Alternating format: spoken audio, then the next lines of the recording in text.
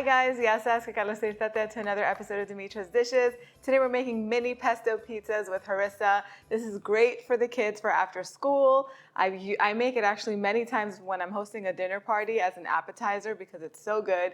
You can customize it with your favorite toppings. I'm topping it with pesto and Harissa and mozzarella. Simple, easy, delicious is the name of the game today. Let's get started. We're going to start with making homemade pesto. I have tried store-bought pesto, several different brands, and they all suck, to be quite honest. It's so easy to make it at home, fresh, full of flavor. It's the only way to do it. But if you have a favorite pesto brand that you like, go ahead and by all means use that. But if you've never made it at home, make sure you make it so you know what good pesto is supposed to taste like. So I always make pesto in a food processor. Some people like to use a Vitamix blender or something. I feel like a food processor works better though, if you ask me. So I have lots of basil. Whenever I'm making pesto, I always make sure to make like a huge batch because you make it once and then it stays fresh in the refrigerator for a very long time. So I'm going to put the basil in there. I usually put the garlic in first so it can finally get chopped. But since I already have garlic in my freezer that I mince, I just broke a piece off. This is about a flat teaspoon is really all you need. If you're putting fresh garlic cloves in here, about 2 or 3 garlic cloves are going to add just the right amount of flavor. I'm also going to put a cup of walnuts. These are fresh walnuts. You can do pine nuts instead. And I'm just going to blend this. We're going to do things in a few batches because it doesn't all fit at once.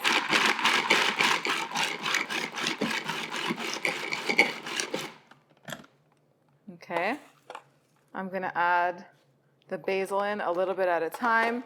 And each time I add basil, I like to do a little sprinkle of salt and pepper.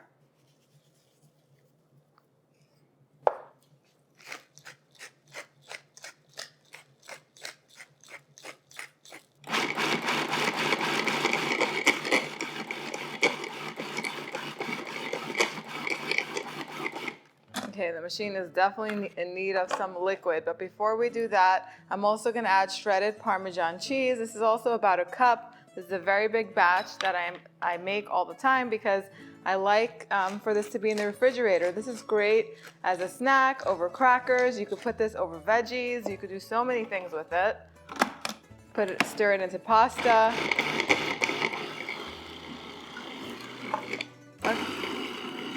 Okay, now while the mixer is going to be running, I'm going to stream in about a half a cup or more of olive oil. It can go all the way up to a cup.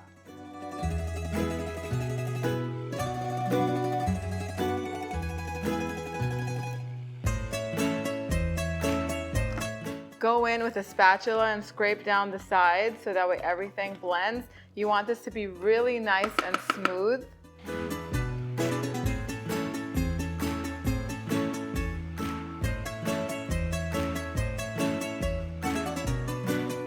Give it a taste.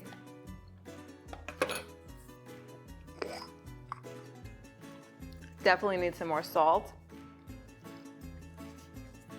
and some pepper.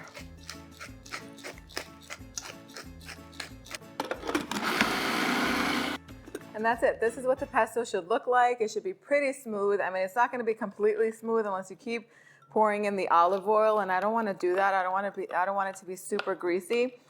Some people like to add maybe like a quarter cup of water to it to smooth it out a little bit more. I prefer it to be like this without adding any more water or any more olive oil. It has just the right amount. And then you want to transfer it to a container that's going to be airtight. And to keep it really fresh and green on top, because once it goes in the fridge, it does start to turn a little bit brown. This is what I'm probably going to end up putting away. I'm not going to do it right now because I'm going to use some of it for the pizzas. But once I'm done, you can pour a thin layer of olive oil on top and then seal your container. That's going to keep the pesto looking nice and fresh and vibrant and green. Okay. Now we're going to assemble the pizzas. But before we do that, the neat freak in me really wants to wipe down this counter. If you clean as you go, there's much less cleanup to do in the end. So you can definitely make your own naan bread, but this is quick and easy, so I do get some help from the store. And I buy these little mini naans. You can do this on a big naan or big pita bread, whatever your favorite bread is, go ahead and use it. But these little ones are nice because then they turned out to be like little individual portions. Turn them flat side up, and then I just take a nice spoonful of the pesto, and you can make this as thin or as thick of a layer as your heart desires. Totally up to you. And I just spread it over the top of each bread.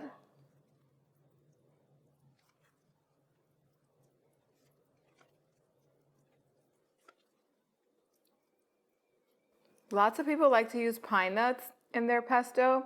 I find that walnuts just taste so much better, milder, creamier, and also they're not as expensive as pine nuts, at least where I live.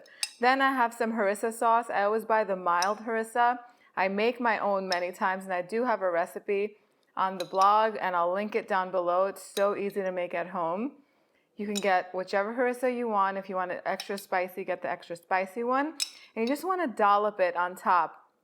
We're not spreading this. You just want a little bit of color on it, a little bit of kick whenever you're eating this. It just goes well, brightens up the pesto, which is super rich. Harissa is basically a roasted red pepper sauce that's made a little bit spicy by warm flavors of cumin and crushed red peppers in it, so it is a little bit spicy. And that's that. Now the next thing is just to put some shredded mozzarella on top, but you can add whatever you want. You can do feta cheese, you can do Gruyere, Gouda cheese. You can add some olives on top, some red pepper slices. Like bell pepper slices are nice on this. Maybe some onions. If you have leftover chicken, you can put some leftover chicken on top of here and just turn this into a whole meal.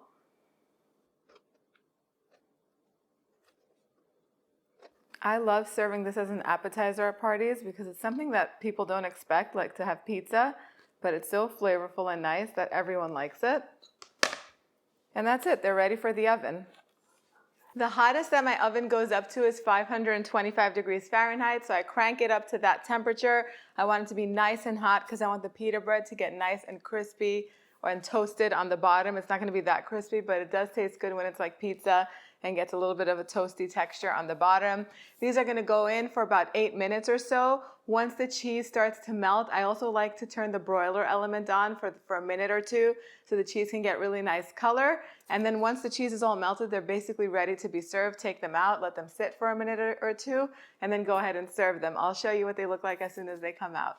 All right, so the pizza took exactly 8 minutes to bake, but keep in mind, every oven is different. When I was in Greece and I was using the oven in our house over there, in my dad's house, it cooks with a much higher heat, so I usually have to cook at a lower temperature. You know your oven. Keep an eye on it. Don't let the house burn down. The pizza looks beautiful, smells amazing. Time for the taste test. But if you look, before we do the taste test, underneath, the pita bread got nice and toasted, which is what you want. You don't want a soggy bottom. That's a no-no. And if you see how nice and cheesy it is, time to take a bite.